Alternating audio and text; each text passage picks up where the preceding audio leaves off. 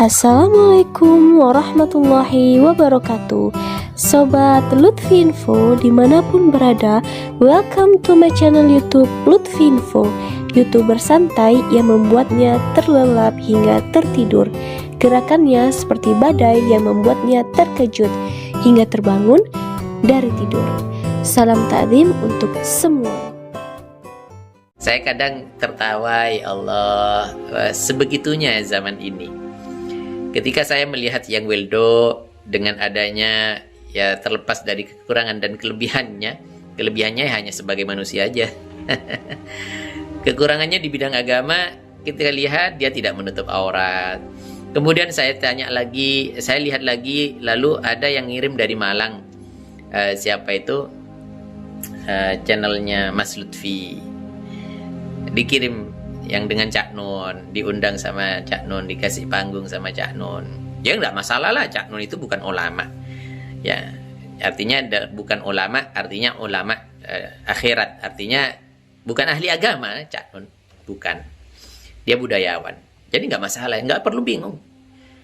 Ustadz itu karena dikasih panggung sama, enggak masalah, dia budayawan. Mau ngasih panggung sama siapapun terserah dia. Kemudian soal Yang Weldonya sendiri, dia kan cerita bahwa saya belajar agama, belajar sendiri.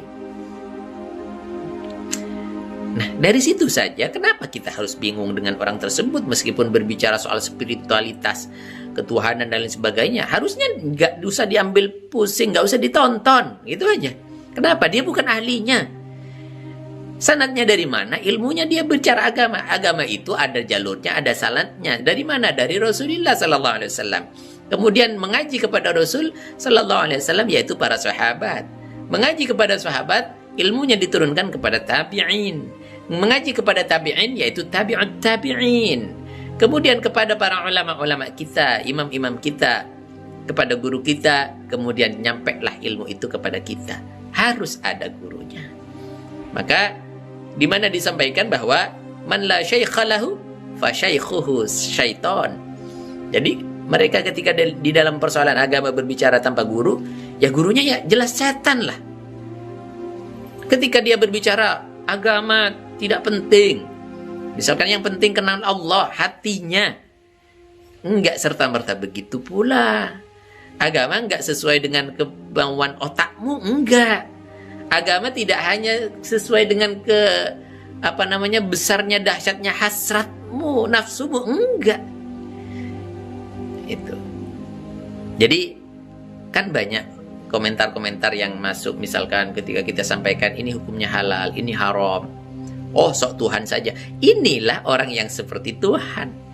Artinya menempatkan diri sebagai Tuhan. Ketika tidak cocok dengan dirinya, meskipun itu ada Al-Quran, ada hadis, ada sunnah, ada ijma', ada qiyas, ada maqal ulama-ulama kita, itu dianggap, oh kok jadi Tuhan, nyesat-nyesatkan. Bukan kita. Itu secara literatur agama Islam kita, kalau begini misalkan sesat, kalau begini namanya zalim.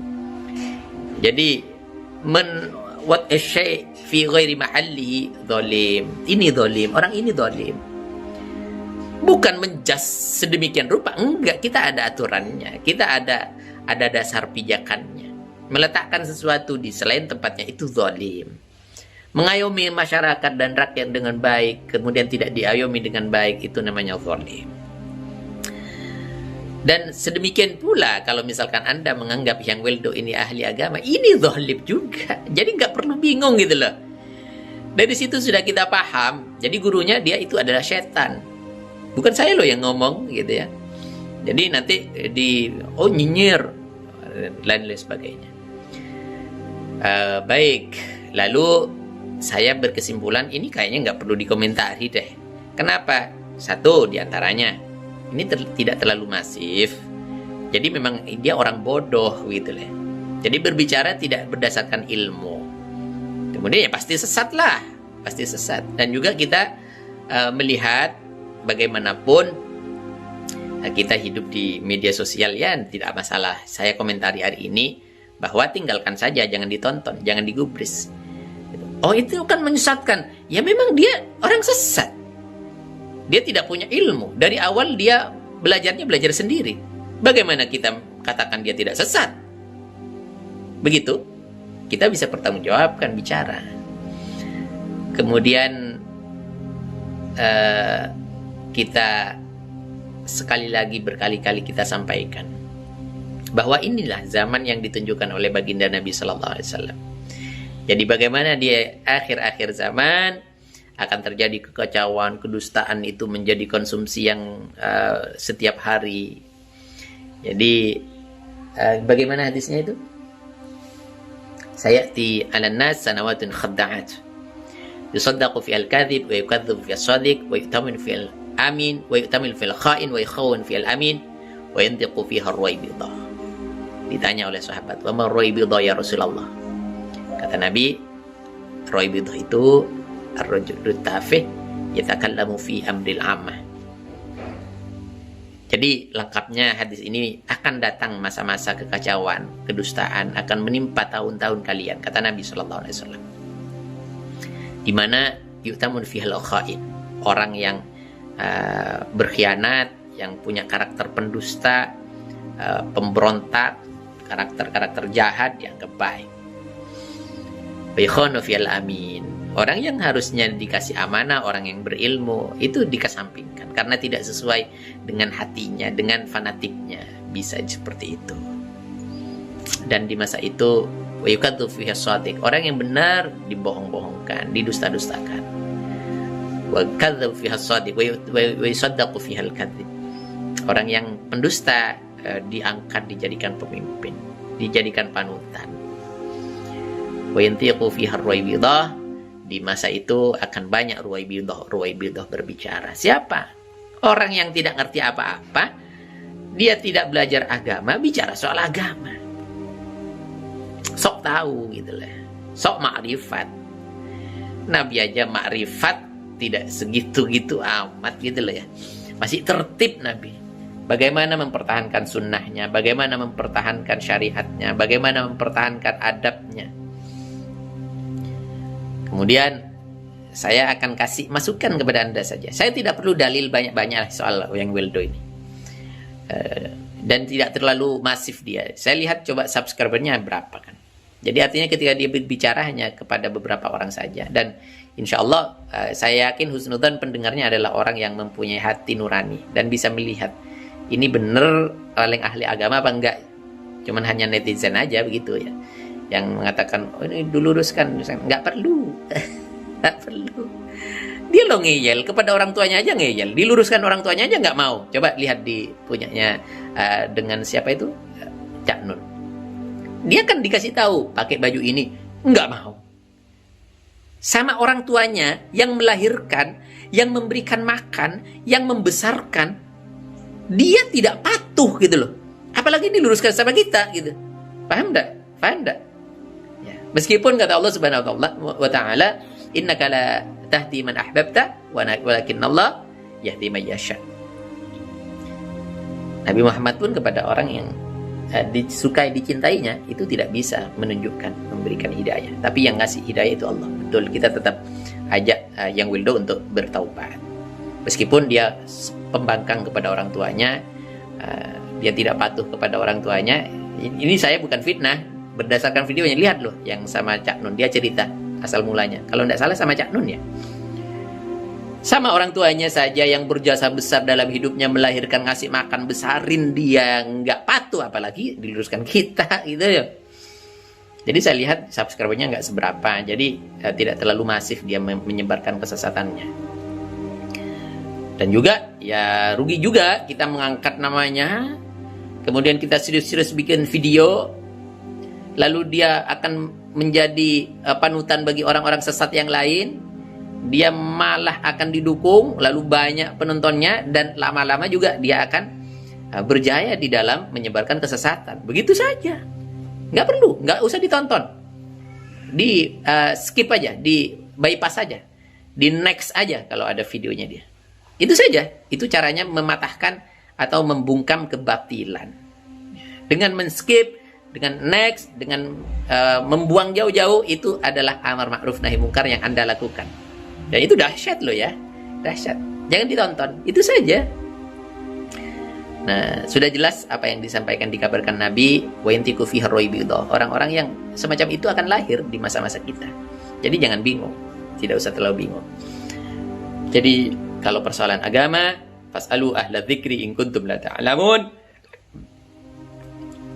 Kalian bertanya kepada orang yang ahli. Ahla dzikri. Jadi mereka yang mempunyai ma'rifat, artinya mempunyai ilmu, dia mempunyai mempunyai dasar di dalam persoalan agama. Ahla dzikri, ahli ilmu. Jangan bertanya kepada orang semacam yang weldo. Dia menutup auratnya aja nggak mampu, gitu. Apalagi mau membimbing kalian, gitu. Dia menutup kemaluannya aja hampir nggak mampu, gitu. Apalagi mau menutupi kehormatan kalian di hadapan Allah. Jadi jangan, nggak usah digubris. Jadi caranya itu sudah nggak usah digubris. Saya tidak perlu. Oh, katanya Nabi Muhammad begini, dia tidak sebut Nabi, kata Nabi. Terserah, gitu. Terserah. Nggak usah digubris gitu saja. Rugi kita mau kasih dalil ini. Aduh. Buang-buang energi. Jadi itu maksudnya kenapa saya tidak mau komentar dari dulu. Yang Wildo kan ketika saya lihat ternyata aduh, dia kok bicara agama, dari penampilannya sih bukan orang agama gitu. Kita agama Islam khususnya punya syariat, punya adab. Enggak seperti itu. Masa tampil, mohon maaf, baik, Cak Nun itu orang nasional, artinya tokoh nasional kita, ya. Jadi panutan budayawan kita. Paling tidak orang yang dihormati lah. Dia tampil dengan Cak Nun tetap pakaiannya kayak gitu. Kata orang Madura, kancotan aja gitu. Atau sempakan aja, celana dalam aja dipakai. Masa beradab itu? Budaya mana coba? Perhatikan. Kalau misalkan Anda masih ngotot, punya ketertarikan sama yang weldo atau pengikutnya mengatakan, ini yang penting hatinya kan kepada Allah, terserah Anda sudah. Terserah Anda. Silakan habiskan Anda punya pikiran seperti itu. Jadi kita sampaikan sekali lagi bahwa agama itu punya aturan, agama punya kitab, semua agama punya kitab. Jadi kalau ada orang, nggak usah di Islam, di Kristen misalkan, ada yang ngaku-ngaku bahwa Yesus nggak begini, nggak sesuai dengan kitabnya yang asli ya, kitab Injil yang asli ya, ya nggak mungkin diterima lah. Nggak asli pun misalkan dia mengubah-ubah ajaran atau pemahaman di dalam Kristen, nggak mungkin. Oh, itu bukan Kristen. Jadi begitu ya, semua agama punya kitab, punya aturan. Jadi nggak usah bingung, orang-orang lebay semacam ini nggak usah dikasih panggung. Nah, sudah skip aja, next aja, bypass aja. Nah, jangan disebarkan, nggak usah dikomentari, nggak usah ditonton. Itu selesai. Dia akan mati dengan sendirinya, nggak akan lama. Saya berani bertaruh saya. Artinya dengan ucapan saya berani bertaruh. Dia nggak akan lama. Orang nggak punya ilmu, nggak punya dasar, nggak punya wawasan, nggak akan bisa bertahan lama. Paling viral bentar aja, ntar lagi habis. Coba buktikan ucapan saya. Begitu saja, semoga bermanfaat. Assalamualaikum warahmatullahi wabarakatuh. Jadi Gus, ini berapa hari yang lalu kan sempat jenengan membahas tentang Hyang Weldo. Yeah. Itu kan di video itu jenengan mengatakan bahwasanya dapat video, tunjukkan video yang di saat Hyang Weldo bersama Mbah Nun dari Malang. Ya, tepatnya Lutfi sendiri. Yeah. Lutfi ngirim ke jenengan kan. Ada yang bertanya seperti ini, Gus. Bang, itu kenapa antum kok berbeda jalannya dengan Gus Nur? Kok malah menyerang Cak Nun atau Mbah Nun? Padahal di video itu sudah sangat jelas beliau mengatakan bahwasanya, coba teman-teman tonton secara detailnya. Ini bukan soal Weldonya mau berpakaian. Kalau anak pribadi mau berpakaian apapun, mau diundang siapapun, walaupun sekarang diundang oleh Mbah Nun, itu nggak jadi masalah. Tapi latar belakangnya beliau sendiri, yang Weldo sendiri, yaitu merendahkan agama, menista agama. Apalagi ya banyak teman-teman dari YouTuber menanggapinya itu. Jadi kalau jenengan sendiri bagaimana Gus? Bahwasanya mengatakan ya Mbah Nun tuh bukan ulama gitu katanya kan. Itu sempat jadi pertanyaan Gus. Monggo Gus. Baik. Jadi kata-kata ulama itu adalah jamak dari alim. Artinya orang yang tahu. Jadi kalau kita katakan bahwa Cak Nun itu bukan ulama, dalam artian bukan ulama yang ahli di bidang agama. Sebagaimana mungkin yang spesifik, misalkan contoh, ambillah yang paling mudah, paling gampang. Ada Habib Taufik, ya para habaib yang alim-alim itu. Kemudian ada Buya Yahya, beliau alim, artinya persoalan agama apapun ditanyakan, ya. Meskipun juga tidak ada yang misalkan mentok ilmunya. Nah, kalau saya melihat Cak Nun itu ya ulama, tapi di bidangnya apa bidangnya? Bidang kebudayaan. Seperti itu yang saya maksud, bukan ulama yang alim soal fikih, soal dan lain sebagainya. Satu. Kemudian saya lanjutkan dengan adanya itu pembahasan kenapa itu ada disangkut pautkan dengan Cak Nun. Malah kita ingin ingin membantu menyelamatkan, membela statusnya Cak Nun supaya tidak terseret dengan kebobrokannya si Weldo. Saya katakan kebobrokan apa? Saya katakan si Weldo ini bobrok. Kenapa? Karena dia itu menggunakan kata-kata Islam dan syariah, ma'rifat dan lain sebagainya, tapi dia sendiri nggak pakai syariat. Bobrok ini, bobrok. Jadi kalau boleh saya katakan, maka saya ingin menyelamatkan Cak Nun ini supaya tidak ternodai dengan hadirnya si Weldo ini ke majelisnya Cak Nun. Begitu. Jadi kesimpulannya kalau misalkan ada orang yang nanti, oh Weldo ini benar, buktinya Cak Nun biarkan. Dia Weldo bicara soal agama, soal makrifat. Ke Cak Nun buktinya ditanggepin atau dipersilahkan, dikasih panggung. Cak Nun itu bukan persoalan, beliau budayawan. Silakan mau nanggep siapa, semuanya masuk, bagus seperti itu. Tapi jangan malah diseret, diopinikan bahwa pembenaran terhadap si Weldo karena diterima oleh Cak Nun. Bukan, itu salah fatal. Jadi kita nggak usah jauh-jauh, entah itu nempel kepada siapapun, nempel kepada Gus Dur, nempel kepada Habib Rizik sekalipun, kalau dia sendiri sudah nggak pakai syariah, udah selesai. Kita nggak punya panutan kecuali Al-Quran dan Sunnah, hadis, ijma, qiyas, fikih, kita punya jelas. Kalau memang haram, kata ya sudah haram. Buka aurat seperti itu, ya haram.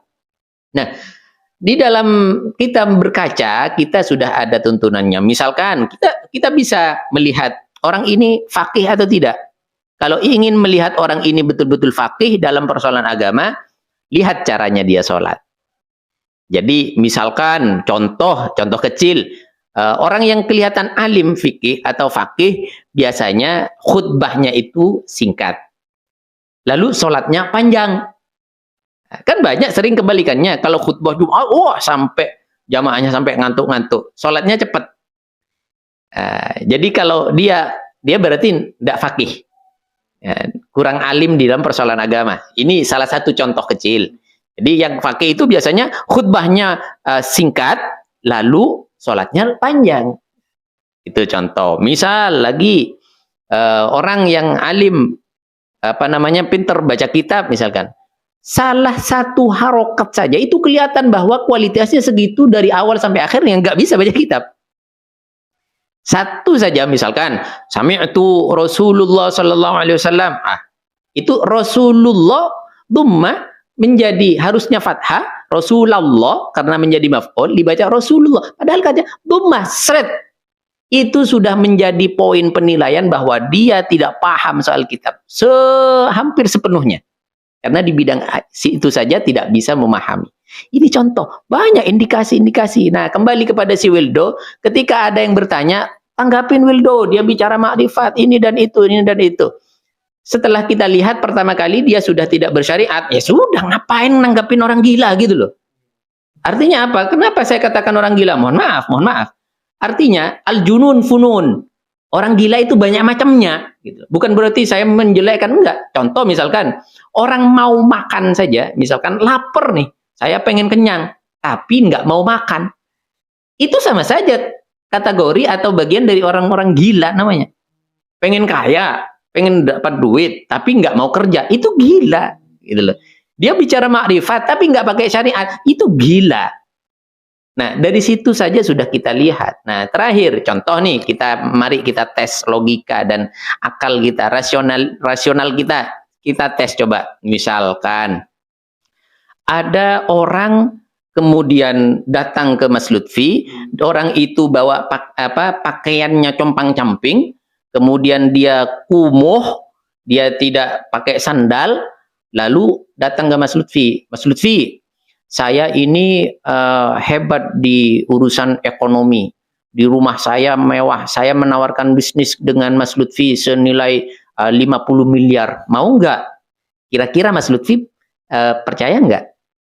Dia orangnya compang-camping, nggak nggak pakai sandal, dia nggak meyakinkan pakainya begitu, lalu menawarkan bisnis 50 miliar. Kalau secara syariat meragukan sekali. Iya. Penampilannya. Secara logika saja, kalau memang nawarin bisnis, ya prestislah dijaga.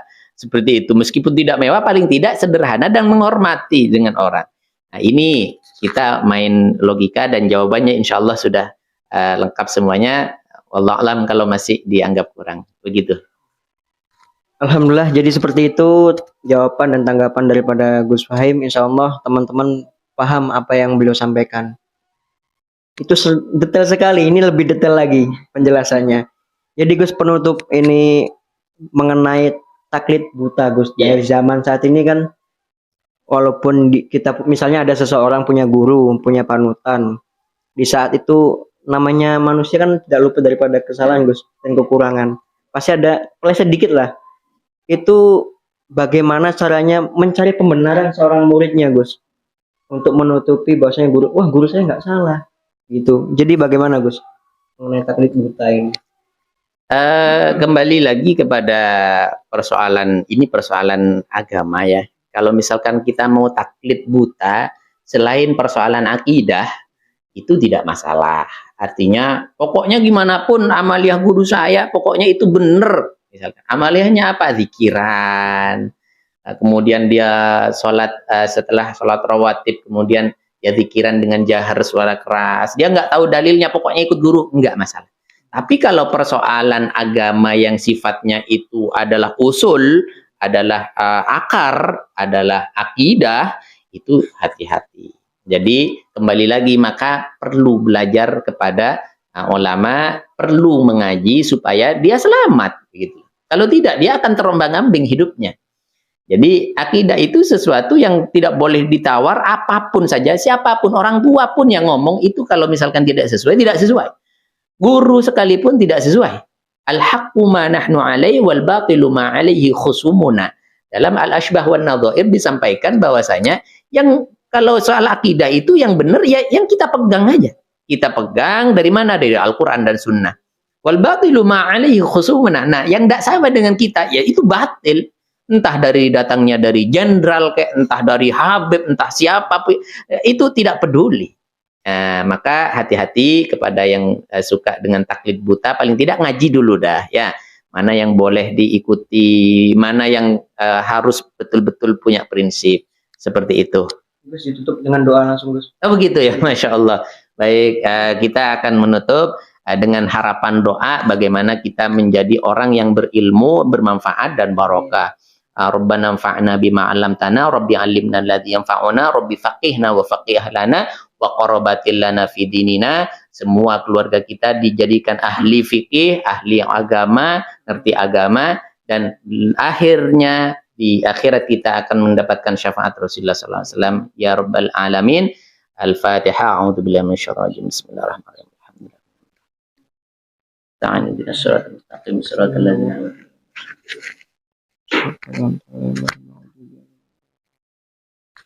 Cukup sekian dari Ana pribadi. Insya Allah video yang barusan kita buat ini, apa yang disampaikan oleh beliau langsung Gus Fahim, mudah-mudahan bermanfaat untuk saya pribadi dan teman-teman siapapun yang melihat dan yang menonton ini, yang pro maupun yang kontra. Ilaliko fi amalillah. Assalamualaikum warahmatullahi wabarakatuh.